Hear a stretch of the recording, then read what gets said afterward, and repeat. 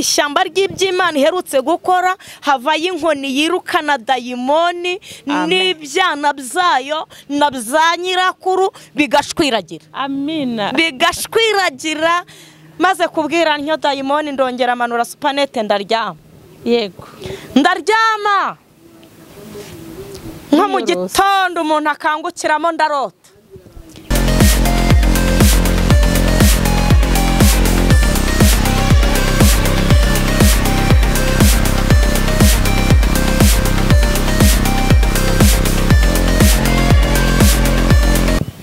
Ndongeye ndagushuhuje nanone wowe ukurikiye Mukamurava Jeannette kuri izi kamera. Ndagushuhuje wowe uri mu gihugu cy'u Rwanda, wowe uri muri Amerika, mu Bufaransa, muri Canada, South Africa, hirya no hino ku isi.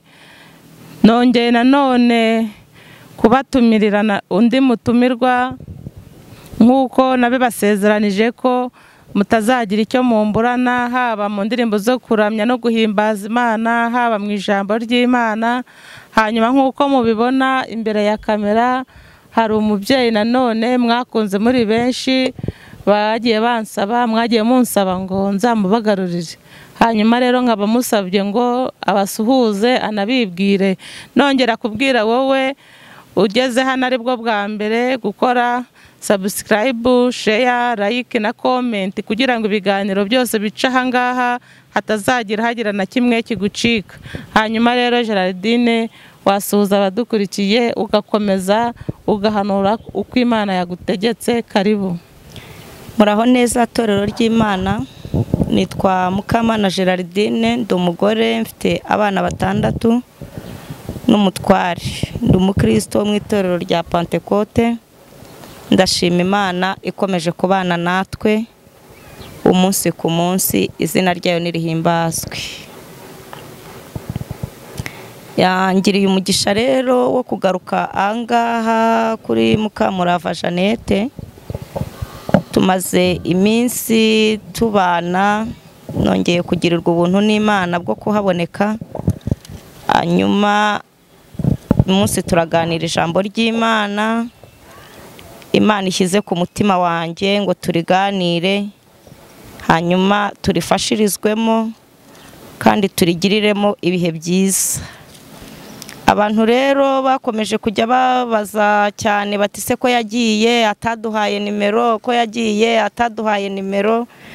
Ngaho rero mbere yuko tuganira ijambo ry'Imana, nimero zanjye ni 078 770 548 85 078 720 548 85. Imana yo mu ijuru ibaha umugisha kandi twakira ibyifuzo byanyu, nta kibazo tukinginga Imana igakora imirimo kuko Imana niyo ikora imirimo. Munyemerere tubanze dusenge dushimira Imana itugejeje aha ngaha. Imana turagushimiye ko ugira neza bukira bugacya. Tugushimiye urukundo rwawe rutari urw'agahararo ntirunarondoreka.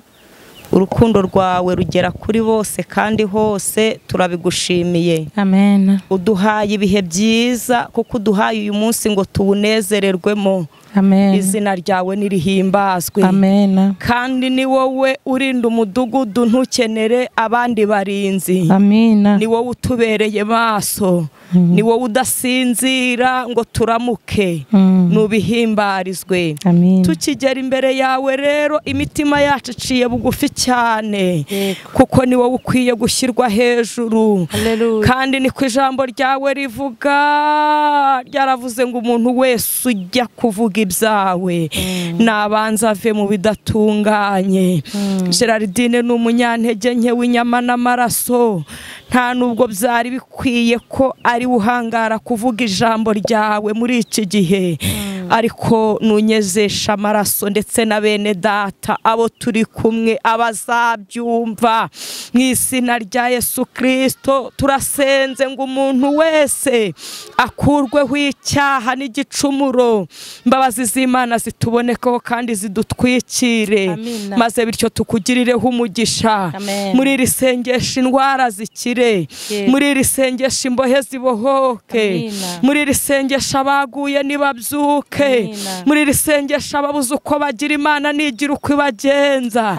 Haleluya. Tukirimo gusenga Imana niwongere witamurure, abantu bawe bakubone mu buryo bwose usanzwe ubonekamo, kandi buri muntu wese atsindishirizwe, ahabwe n'ikimenyetso cy'uko ari umwana w'Imana koko. Izina ryawe rihimbazwe. Data rero nubane natwe umwanya tugiye kumara aha, turakwiragije, uturinde umubi, turinde kuvuga nk'abihimbaza, turinde kuvuga nk'abasanzwe babizi, ahubwo umwuka wera aba ari gukorera muri twebwe, kandi yuzura abantu bose bazabasha gukurikirana ubutumwa bwiza. Tubisabye Imana Data twiringiye kubikora mu izina rya Yesu. Amen. Amen. Ego Imana ishimwe cyane ko itugiriye neza.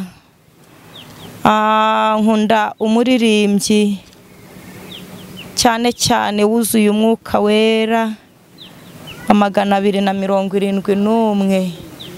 Afite igitero nkunda cyane cya nyuma kivuga ngo Yesu databuja. Haleluya. Yesu databuja nzamukorera ntacogora, nkwiza ubuntu n'urukundo mfitiye, maze imirimo yo mw'isi ajyampa ninyirangiza, aza mpamagara ngeze mu ijuru. Ubwo azaza ahamagara amazina yabe bose mu gitabo cy'ubugingo, nziko nzumva izina ryanjye nkitaba. Ubwo azaza ahamagara amazina yabe bose mu gitabo cy'ubugingo, nziko nzumva izina ryanjye nkitaba. Haleluya. Amina. Muririmbyi ndamukunda cyane. Abantu bagira ibitabo byinshi bandikwamo bikaba biri ahantu bizwi, ariko ndabinginga kubw'imbabazi z'Imana umuntu wese aharanire kumva ko yanditswe mu gitabo cy'ubugingo. Amen. Kuko nyuma y'iyi miruho yose, nyuma yo guhangayika, nyuma yo gupfusha, nyuma abantu bazaruhuka. Yego. Amen. Amen. Kandi abazaruhuka bazwa amazina n'abantu banditswe mu gitabo cy'ubugingo. Yego. Umuntu ashobora kuba mu gitabo cy'itorero ariko ntabe mu cy'ubugingo. Umuntu yaba mu gitabo mudugudu ahantu atuye amufite, ariko akaba atazwi mu gitabo cy'ubugingo. Ibyo bintu byose rero ntacyo byamara. Ndakwinginga ngo amazina yawe nawe yandikwe mu gitabo cy'ubugingo mu izina rya Yesu. Amen. Hanyuma rero mpawe n'Umwami Imana ko tuganira aya magambo aboneka muri Samweli wa mbere ibice 18. Umutwe w'amagambo uravuze ngo urukundo rwa Dawidi na Yonatani. N'aya magambo tugiye kuganira, urukundo rw'Imana rubeshaho umuntu. Ya numva abantu batewe ubwoba n'ibihe, umuntu akakubwira ngo mfite abanzi benshi, umuntu akakubwira ngo abarozi, umuntu akakubwira, ariko ndashaka kubwira ko iyo uri inshuti n'Imana. Haleluya. Amen. Uri inshuti n'Imana, urukundo rwayo ruragusigasira, ukagenda usimbuka imitego y'abanzi.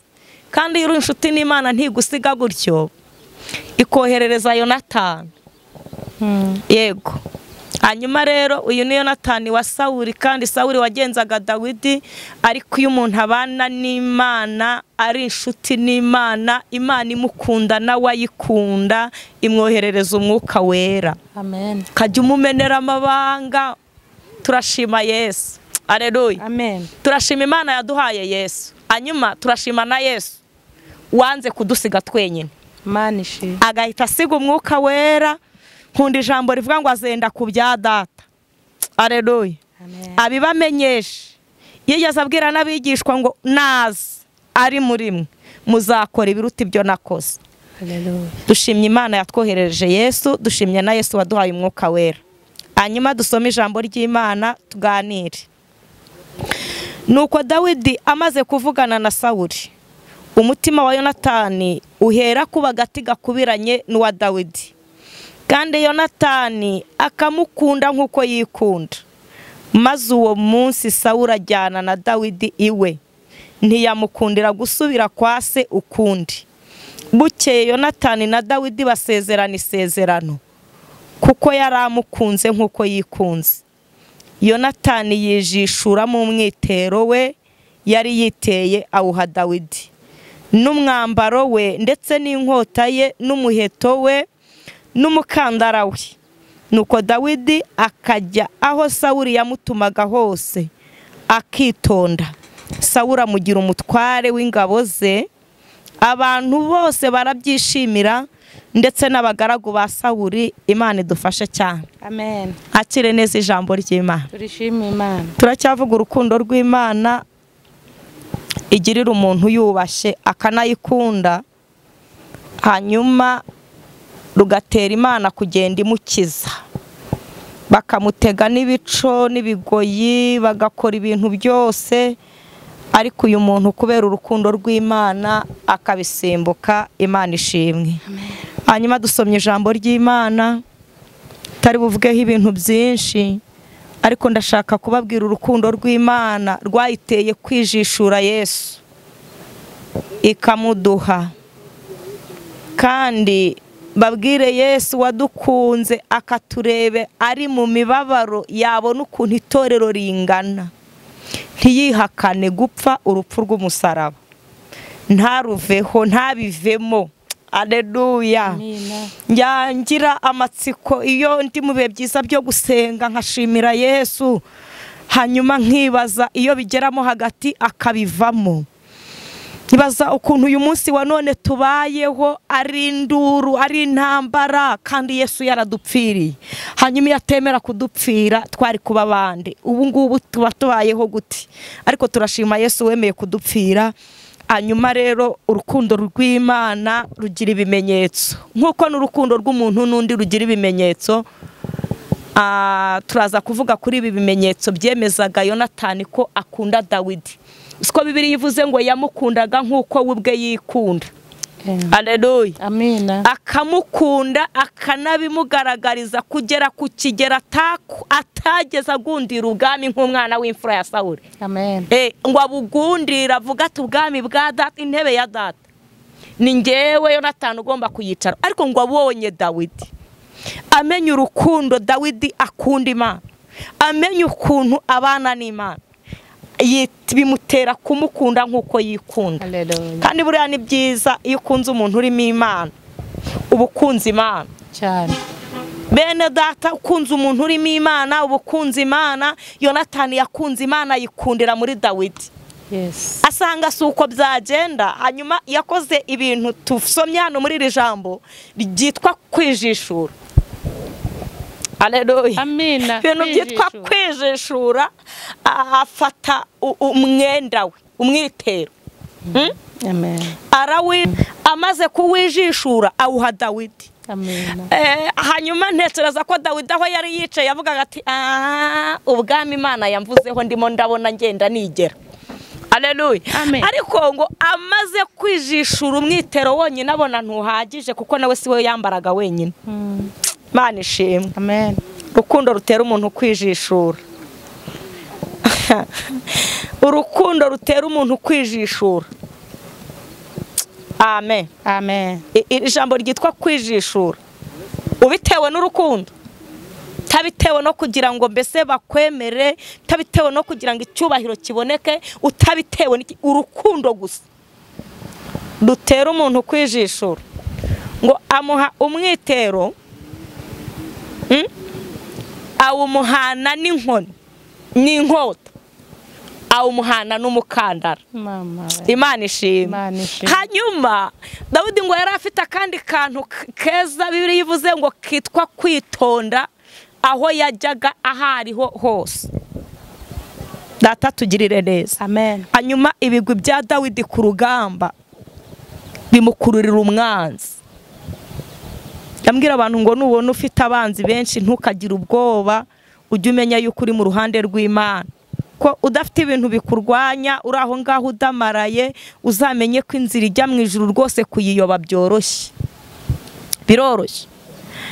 Hanyuma ngo nkunda Yonatani ukuntu yamugumyeho, amukunda urukundo rungana n'urwo yikunda, kugeza ubwo yamubwiye ngo data yarahiye ko ari bukwice, ariko jyewe ndajya kuvugana nawe, ndamenya imigambi ye, kandi icyo menya ndakubwira. Imana ishimwe. Amen. Hanyuma dushimye Imana igishyiraho abantu bafite urukundo bakakumenyera n'imigambi iri ahantu wowe utabasha kugera. Burasa abantu bose bemererwa kugera ibwami cyane. Si abantu bose bemererwa kugera ibwami, si abantu bose bemererwa kugera mu birori bikomeye runaka, si abantu, hari ahantu utarenga. Ariko turashima Yesu. Haleluya. Ko iyo yamaze kukwemera n'Imana ikwemeye mubana neza, yohereza umwuka wera akajya kumenyera amakuru y'ibintu bivugirwa ahantu umutasi utageze. Umutasi nk'umwuka wera. Amina. Ndashima Imana. Siko ari igihe umwuka akongorera ikintu akubwira ati ahantu hanyura, hanyuma wari ukurindiriye aho ntaba kikubonye. Cyama ngo uyu munsi aze ku Imana ishimwe. Yonatani yigeze abwira Dawidi ati uyu munsi ku meza ntujyeyo, uraza gusangira nk'uko bisanzwe, ntujyeyo yamara amaje. Kamubwira ati uyu munsi data yavuze ibintu ntujyeyo.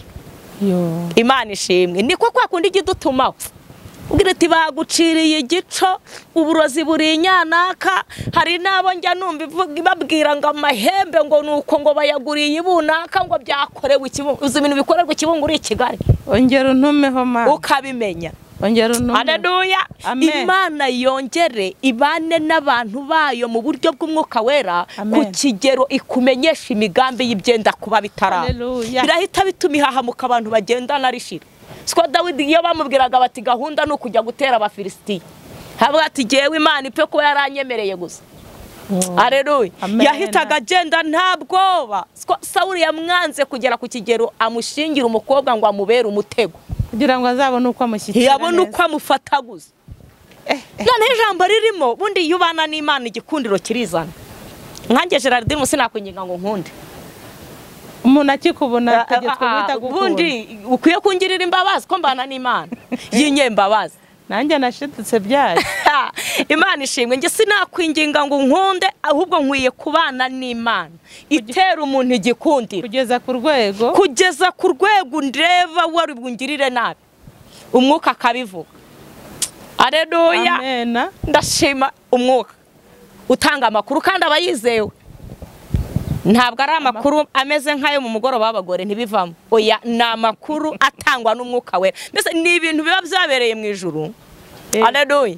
Umwuka aba hari ari bugufi. Yego. Inama ikiba rero mu ijuru. Yego. Bamenya n'ibyabereye ikuzimu no mu gitare, bakamenya n'ibintu ngo byabereye ahantu imboni z'amaso y'umuntu atabasha kugera. Mu ijuru barabimenya. Hanyuma bagahita batuma umwuka, nugenda utubwirire Jeannette ko hari umuntu waruteze umwana ahetse. Iherutse kubimbwira. Imana ishimwe. Hanyuma rero aya makuru niko Dawidi yayafatiraga ku gihe, ku buryo bamutumye ibinyita 100 by'abafilisitiya ngo nk'inkwano zo guka umukobwa wa Sawuli. Aragenda azana ibinyita des. Bari bamutumye 100. Bamutumye 100 azana 200 nk'ikimenyetso cy'uko Uwiteka mugiriye neza gusa. Haleluya. Kandi umwuka yabaga ari kumwe nawe iyo yagendaga nta bwoba. Amen. Imana ihimbaza. Hanyuma ndashaka kubwira abantu ngo ni mubane n'Imana. Ubane n'Imana ku kigero ugenda udahinda umushyitsi. Abantu bagira ubwoba bw'ibihe, sanga umuntu arabaza ati noneho tubiragenda gute, mu minsi yashize imvura itari yagwa abantu babazaga batirira twishe, imyaka irarumbye, naho igwiriye kandi ubwoba baracyabufite ngo byarumye. Ko byarumye ra. ngo byagize ngo byarumye kandi ubanye n'Imana ibeshaho abatagira shige na rugero imenya insuzuguro igaburira inyoni iyambika uburabyo bukarimba yego Haleluya. Ubundi warukwiye kujya ugira ubwoba bukeya gusa umwuka akagutatira amakuru akayakuzanira ubanye n'Imana uri mu rukundo rw'Imana. Amen. Haleluya. Amen. Anyuma iyo Yonatani rero yabaga agiye kubaza se uko abyumva, hari n'umunsi yigeze abwira Dawidi atube uri hafi aho ngaho genda ajya mubaza cyane ku buryo wumva. No, ati ntujye kure. Wowe ntujye kure ndajya mvugana nawe. Ndajya mvuga cyane. Hanyuma urukundo rw'Imana rwafubikaga Dawidi biruta umwitero Yonatani yijishu yakamuha. Haleluya. Iyo ubana n'Imana, yego, ubana n'Imana, uzi kwambara umwenda w'amake yo kakubera. Ndabizi. Hari ibintu byitwa ubwiza bw'Imana bwizana ngo bwari kuri Dawidi rero. Nubwo hari abantu bajya bibwira ko hari cyatumye se Yesaya amujyana mu ishyamba bakibwira ko yari mubi, yari mwiza. Yego, yari mwiza. Noneho kongeraho ubwiza bw'Imana bwamurebaga akiri hirya n'ishyamba. Urukundo akunze Imana ngo byatumaga Imana ireba Dawidi igativuga ngo mbonye umuntu mu bahungu ba Yesaya harimo umuntu ufite umutima nk'uwo ngo mwishimira. Nawe ibaze amafuta abashumba bagira bari hirya iyo ngiyo, cye naragiye kunka burya baronesha ikindi bariba. Ushobora gutara ibitoki ukagira urwina kandi nta rutoki wanyu bagira kuko uri umushumba gusa. Ariko bura nawe yarabiryaga no se ratunzwe ni yarabiryaga, ariko yabiryaga se byaribye. Bagiraga n'igihe cyo kumugemurira nk'umwana uri mu ishyamba. Ariko urukundo rw'Imana rwamureberagayo nirwo rwatumye idubu zitamuta mu mazi, akajya atanyaguza akigizayo. Urukundo rw'Imana rwatumye amenya intambara. Kujya kwica Goliyati ntabwo ari ibintu yagiye ngo yitoreza ku rugamba ruri, ahubwo urukundo rw'Imana rwamwigishaga intambara aragiye.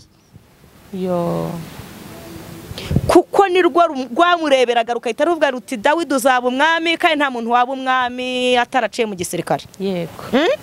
None dore bene wanyu ba Eliyabu, ba Shama, ba Aminadabu, mbese abo bose ibintu byitwa igisirikare barabizi, amapeta bariho ibintu by'amaranka barabyambaye. Ariko Imana itoza neza. Urukundo rukajya rumutoreza epiyo. N'urukundo turashima Imana igira urukundo rutari urw'agahararo, urukundo rutarobanura ku butoni, ahubwo uwarwanditse neza yararuvuze aravuga ngo ni mu mahanga yose. Mu mahanga yose sha. Mu mahanga yose. Imana ishimwe. Iyo ngeze aha hantu mba numva mu mahanga yose. Gerardine buryo umbwiye ngo sengana n'umusiramukazi apfa kuba yaje ashaka urukundo rw'Imana. Turasenga. Aho ni sawa. Biramureba. Ntabwo umudive ngwino dusenga, shyira amavi hasi. ADPS. Banguka dusenga. Mu Yehova. Kandi iyo ndimo gusengera uyu muntu kubera urukundo rw'Imana n'isaka ryinshi mba nuzuye. Mba numva nshaka kubwira Yesu nti iki gitangazo uhita ukikora. Iki gitangazo uhita ugikora kuko nagera iwabo mu Kisiramareta babwira ati mvuye ahantu. Bambwiye Yesu abirema ko kanya dore ngibi birafatitse. Amen. Kandi Yesu ntajya yihisha kuri bene abo bantu, cyane cyane yashaka kubiyereka. Urukundo rwe rurakureshya rwagusanga no mu makuba. Haleluya. Ibintu muzindukana mu byita ibyifuzo burya n'urukundo rw'Imana. Amen. Ruba rurimo rugukura ngo uzuyegere kuko iyuje ntabwo igukiza ikikubabaje gusa, ikiza n'ibyaha. Imana ishimwe. Kwikiza n'ibyaha. Hanyuma rero ndingingira abantu kuba mu rukundo rw'Imana rutuma amakuru yose uyamenya kandi ukayamenyera ku gihe. Aba meza, aba mabi, kandi umwuka wera araguhumuriza. Umwuka wera araduhumuriza. Umwuka wera araguhumuriza. Mu ntambara araduhumuriza. Ho gatoya nigeze ngira ibihe byiza byo gusenga Jane. Yego. Gira ibihe byiza byo gusenga nari mfite inda y'umwana wanjye wa 5. Hanyuma mpaguruka mu rugo ngiye gusengera umuntu, ndagenda ndanamusengera aranakira, ariko ntashe ninjoro abadayimoni barivuga. Abadayimoni barivuga. Gerardine niyumviye abadayimoni bivuga.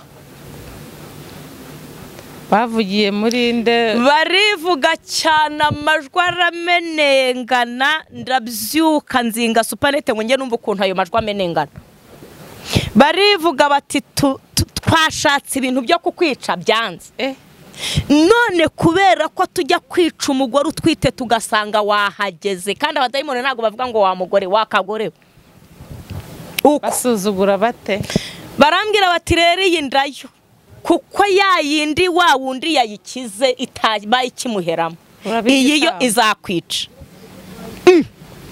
ako ndashima umwuka wera haleluya amen beneda ngiye kubona numva nuzuye imbaraga mbaza shitani ndakumvise nta mana ivuga iri mbyaro wa mbere waruriye ntiwari satani urukundo imana inkunda uraruzi yego ese mbyaro wa kabiri bwo wari 3 4 ku nshuro ya 5 ntiwambasha ndumva maze kuba ubukombe kaze kubizigiza ry'umugore singipfuye urupfunda ruhakana yego kandi ndashimira Yesu uziko nkimara kuruhakana hari Yesu yandebye aravuga ati mbonye umuntu uzi kwirukana abadayimoni nkugira inama mwene data nta kindi kintu kirukana satani mu byawe nukwibuka urundi rugamba wanesherejwe n'Imana kwibuka urugamba wanesherejwe n'Imana ubundi ngo inkoni ikubita dayimoni neza ishyamba ry'iby'Imana iherutse gukora havaye inkoni yirukana dayimoni n'ibyana byayo na bya nyirakuru bigashwiragira amina bigashwiragira maze kubwira ntyo dayimoni ndongera amanura supanete ndaryama yego ndaryama nko mu gitondo umuntu akangukiramo ndarota Mana ivugana nanjye irambwira ngo kubwako ngako wakoze gusa ako ngako wakoze nzagukingiriza uyu mwana uzamubyara abarozi bataraza n'ingaruka nzababwira ukuntu namubyaye bataraza Imana ishimwe amen yarankingirije mubyara bataraza nk'abaheburayo mutamubyara bataraza urukundo rw'Imana rero rumenyesha umuntu amakuru ukamenya n'ibintu birimo bivugirwa hirya iyo Dawidi yabaga ari ku rugamba Yonatani nk'umuntu wabaga hafi ya se yasigaraga mucungira amakuru yego bifurije kubana n'Imana Imana ishimwe hanyuma kandi muyifitiye urukundo rutari uburyarya kuko Imana yacu ntiryarya yego nta nubwo wayiryarya kandi ngo bibashe iceceka yakubonye ikakwihorera ikumva urukundo rwayo rugutwikiriye hanyuma mubane n'Imana komeze mwuzura umwuka wera mu rukundo rw'Imana mukomeze kugubwa neza hanyuma abantu mwari mufite ubwoba bw'ibihe mwigire hino dusenge ntugire ubwoba bw'ibihe ubana n'Imana ntugire ubwoba bw'ibihe uri umwana w'Imana ntugire ubwoba bw'ibihe warigeze gusenga ukumva Imana ivugana nawe ubane n'Imana ku kigero umwuka wera kumenyesha aho uri bwirirwe naho uri burare ubane n'Imana kugera ku kigero kumenyesha umusozi w'ubuhungiro ubane n'Imana ku kigero iri kumenyesha isoko uhahiramo ubane n'Imana ku kigero kumenyesha ibyo ukwiye kwambara naho biri buturuke ubane n'Imana ku kigero kwerekana site ukwiye guturamo amen ubane n'Imana makuru yose ubu yafite aho hantu rwose imbabazi z'Imana zibane namwe amen amen turagushimiye mwami Yesu amina tugushimiye ko uri umunyembabazi kandi imbaraga zawe tugenda tuzibona yego abantu bibwira ko ibyawe bidafatika ariko abagumanye nawe turabizi birafatika urabirema iyo bidahari urabikora iyo bimaze gukoreka urabikomeza ni ku ijambo ryawe rivuga turasenze rero kubera ko ijambo ryawe ari umuhigi dufite abantu bafite ababisha baruta ba Dawidi aba bantu kandi ni abantu bawe ndetse nabo bitaga batasi bakabatatiye ibyenda kuba nibo barimo babatangaho ibiguzi bakabagurisha ariko twamenye neza ko inyuma ya Yonatani haba umwuka wera inyuma y'inshuti zacu twitiza amagara haba umwuka wera ndasabye ngo abantu bawe umwuka wera yongera abamenyesha amakuru, kandi ntabwo bari buyamenyere kure y'imbaraga z'Imana n'urukundo rwayo, ahubwo ubambika imbaraga zituma begerezwa mu rukundo rw'Imana. Ubicira abazimu bababungereza mu izina rya Yesu, kandi uyu mudayimoni wahahamuye abantu akumva ko bagiye gupfira gushira, umudutsindire mu izina rya Yesu Kristo. Ahubwo abantu bawe bumve ko bakwiye gukomera, bakagundira ibyo bamenye, bakaguma mu kwizera, ntibahakane Imana, ntibahakane kwera kw'Imana yababatuye ikabakura kuri kabigiza bugufi bw'amasezerano. Igihe bagitegereje kwabasohorera, ubambika imbaraga kandi uwejeshe amaso yabo arebe n'amatwi yawe yahe kumva, kugira ngo bagukurikire bakuzi neza. Umwuka wera akomeza kubacungira umutekano wa none ndetse n'uw'igihe kizaza. Mu izina rya Yesu Kristo nimo tubyambaje twizeye, amen.